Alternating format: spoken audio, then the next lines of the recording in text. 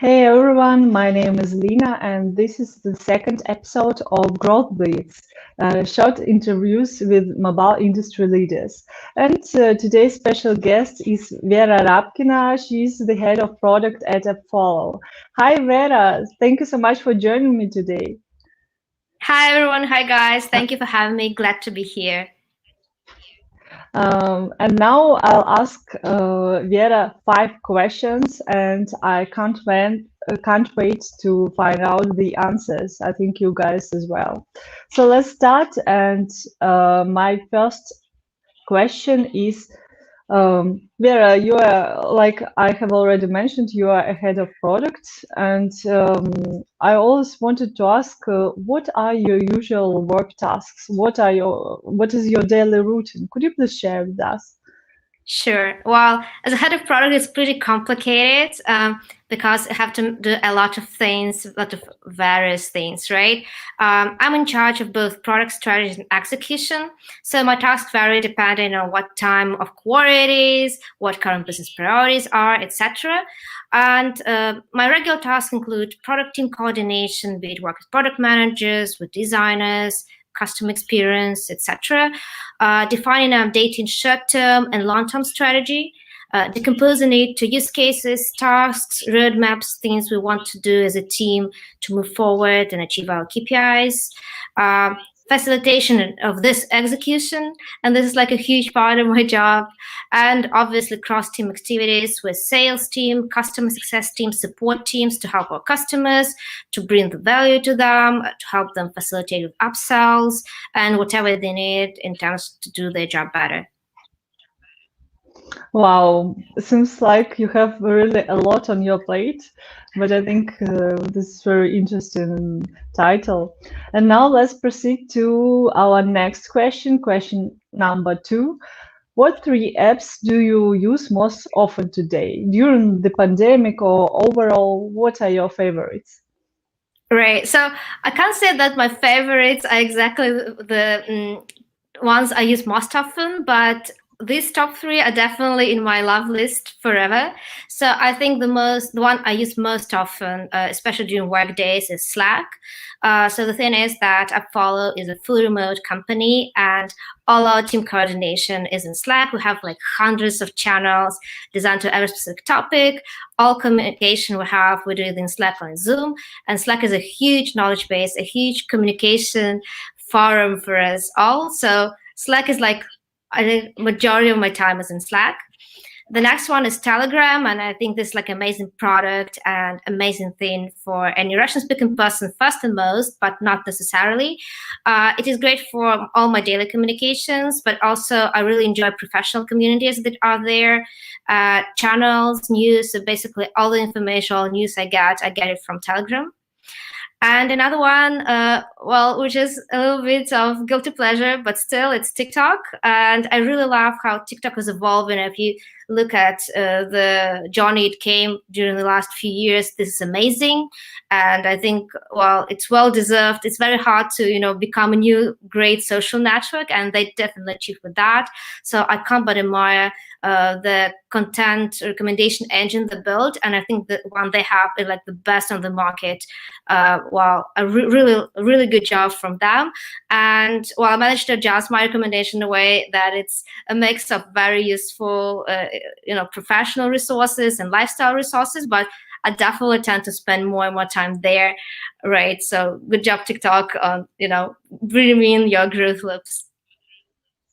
Wow, I think we have the first 2 are the same, because I also work with Slack, and SplitMetrics is also a remote company, but we have offices as well. And the second one is Telegram. Me too. I also use Telegram for learning all the news, so what's going on. But the third one, I should confess that I've never been to TikTok. I think you should. I think you should do that. I agree, because I'm missing out on something. So thank you, Vera. It made me think maybe I should try TikTok. And now let's move on to the next question, question number 3. Vera, I know that you know a lot about optimization, about improving apps and games on the app stores, in particular about improving reviews and ratings. And could you please share with us several, I don't know, 2, 3, 5, or maybe one really cool recommendation on how to improve your rating and reviews on the app stores? Right. So basically, a few words first, why it is so important. And basic rating reviews is for any app. I think this is like a cornerstone because it affects both your customer acquisition cost, because it affects the install rate, and it affects the lifetime value because it affects the retention rate and affects basically the value users get from the app. So this is like definitely a thing you should look at. And there are so many things you can do with it to achieve great results. And it's also always a pity if I find a company that doesn't do it, but luckily there are fewer and fewer of those with every year. So I'm really glad to share like a few tips and maybe some cases from AppFollow clients. So my first recommendation is, if you don't know where to start from, just go and start replying to reviews. You definitely have some, no matter how big your app is, and you can start doing this because it affects install rate. And there was a case by Playtica, and they did the analysis. They took an app they never replied to and started replying and increased the install rate by 15% in 10 weeks, which is an amazing result. It can take years to achieve these numbers. And we also did another research on our side in terms of replying to reviews and basically replying to as a customer support team. So we compared the retention of the users who have been helped by customer support team and those who didn't get any help.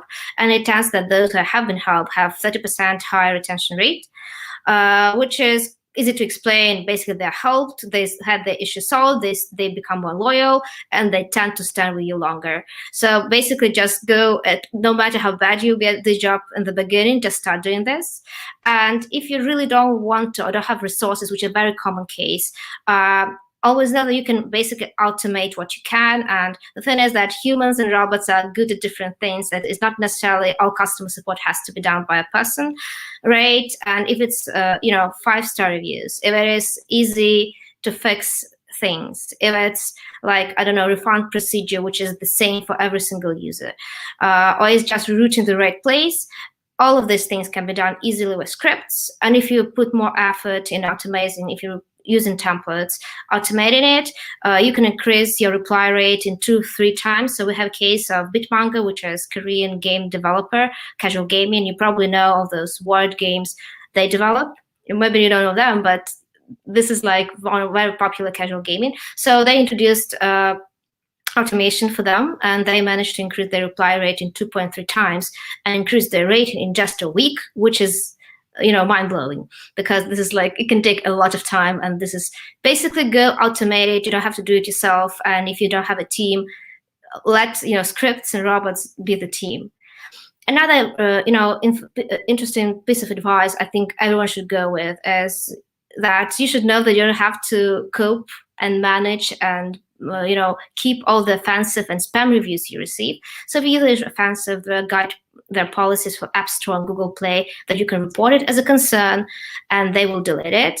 And well, it's quite interesting that recently, like I think this week, Apple has announced they built like a PR report, and they announced that since 2020, so in just a year and something, they removed 250 million rating and reviews that don't match their policy, which basically it means that you shouldn't miss this opportunity. They're already doing for a huge amount of your competitors, and if you don't report yours ones, you can definitely do that. We have a case by Viber.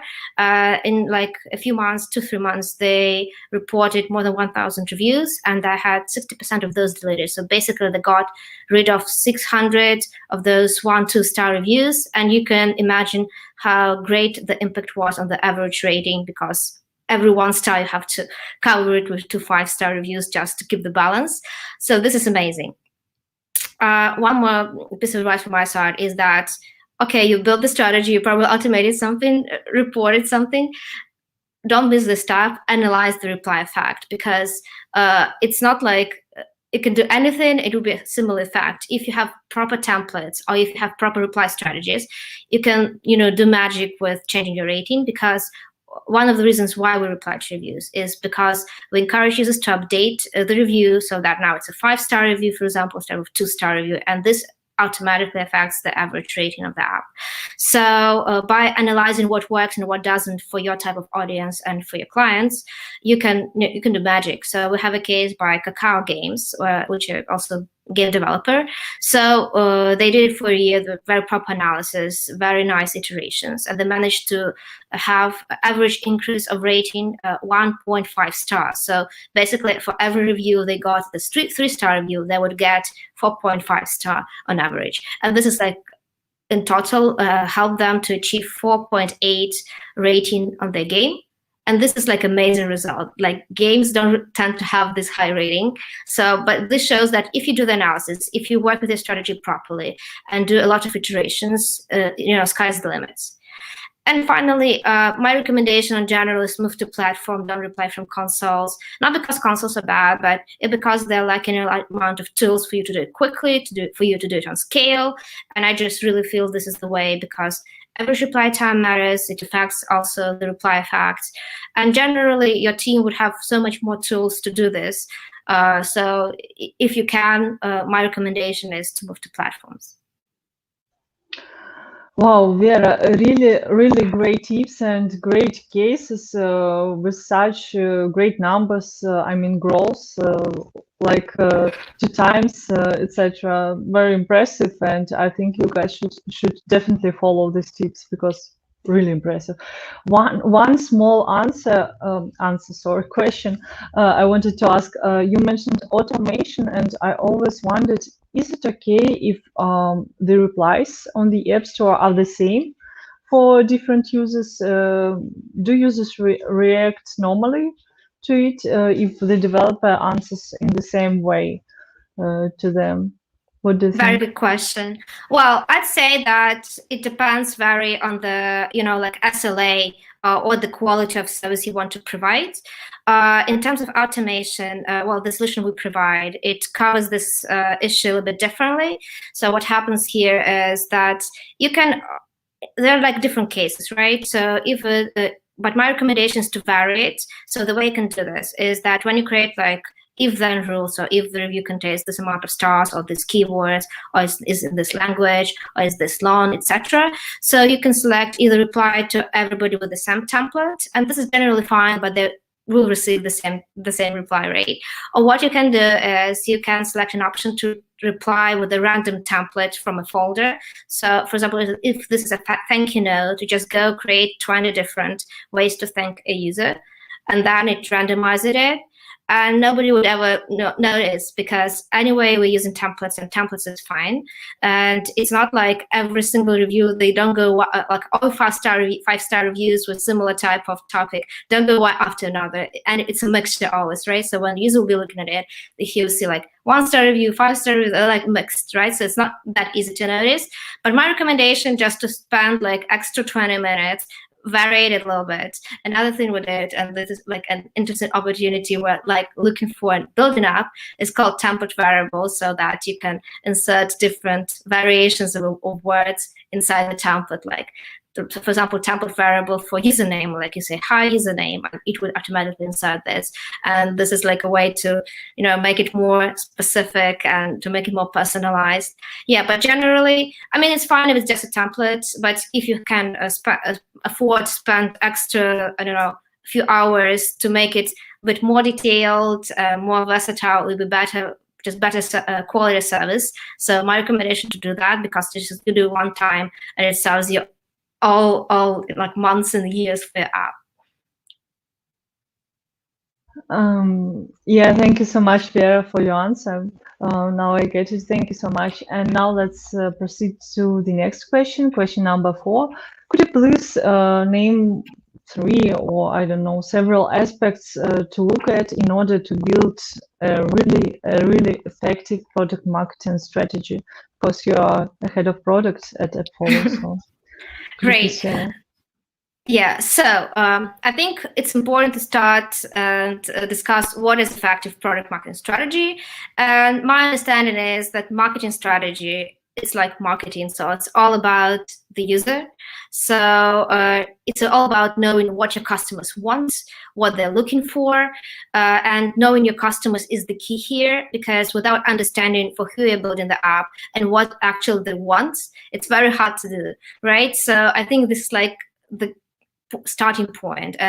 And well, if you doing it for mobile app, so going to reviews and checking them and classifying them and tagging them, this is like the key practice, I think, because you can see the trends, you can see tendencies, check it for different countries. So listen to your customers and do analysis not only for the whole app, but also for specific countries, because from my experience as working in as a product manager in mobile, I know that, well, the audience in Japan differs very much and values different features from audience in United Kingdom, United States. So it can differ, and your marketing strategy can differ, and different creatives would work for them, and like many things would work differently. And so go to reviews, check them, classify them, and tag them. Another thing, and this is a luxury that mobile app developers have that I don't think like regular companies have, is that you, as easy it is to listen to your customers via reviews for your own apps, it is a similar way, even easier maybe, to listen to customers because you're not hurt and don't feel like defensive or something, to listen to the customers of your competitors. And this is enormous amount of information and gaps. And I remember how finding great features for me to build for my product just because I went and checked what reviews they have, and what are 1-star reviews, what are 3-star reviews they have, what they're talking about. And my final piece of advice, because I think I'm just all about saving the effort and saving time, because obviously product management is very time consuming, but product marketing manager is also very, very hard job to do. So is do it with a semantic analysis. So semantic analysis is basically a ML-based engine which classifies all reviews for yourself, and it takes into account sentiment, basically the tone of voice. Are they positive? Are they negative? Are they mixed? What are the feelings? And also they classify it in a number of tags. So we, for example, have like 30 plus tags in 20 plus languages, right? And this way you can analyze and know very quickly how many bug reports there are, how many feature requests there are, how many people complain about monetization, what general feeling is, etc. And this is like enormous information for you to route you to the right place and just click, for example, tag feature requests, and now you have all feature requests. You don't have to read for thousands of pages to get them. So this speeds up things enormously, and I think the insights you can find definitely makes up for the use of the tool. So if you don't do semantic analysis, I think you should. Well, thank you so much, Vera. And now the final, but not the last but not the least, they say, question also related to the product strategy. Let's show it on the screen. How to check that a product or some features are worth implementing? I think this is an important question for those who are launching a lot of games, game titles or apps, or are just planning to launch a game or an app. And also this is important for all mobile publishers who are developing new features and thinking, should I implement it? Will this feature at all be important for users, or this doesn't matter at all? Could you please share some professional advice here as well? Great. So I think obviously it's very dependent on what type of product you have, what type of feature you have, how large it is, what genre it is. Because for products, I think only soft launch would tell. You can always do like a little bit creative tasks just to know a little bit, but it's more kind of a leap of hope every time. So me being in publisher business and mobile business, soft launch, creative testing, maybe some landing page to test. This is as far as product is concerned, because it's very hard to tell. You have to test it in real life. As far as features, I think the framework is much easier, but what I would like to pay attention at is product managers, they shouldn't be focused on features. They should be focused on business impact. And this is like the core understanding I really want everyone to have, because the point A you need always to have is like you should know what problem you are solving, and when you know what problem you're solving, then you can brainstorm and think, I can do it via feature, I can do it via marketing communication, I can do it via pricing, I can do just via, I don't know, UI adjustments. And there are many, many solutions to the problem. But if you don't know the problem, then you should probably launch the feature, because there's no demand, they wouldn't pay for it, right? So, for example, we know like the problem is customer support team is always short of resources. It's impossible to cover all reviews. Then the solution and can't reply to it, so they're losing opportunity to increase their average app rating, which is their key performance, indicator. So as a result, the solution is automation, right? And always the problem comes first.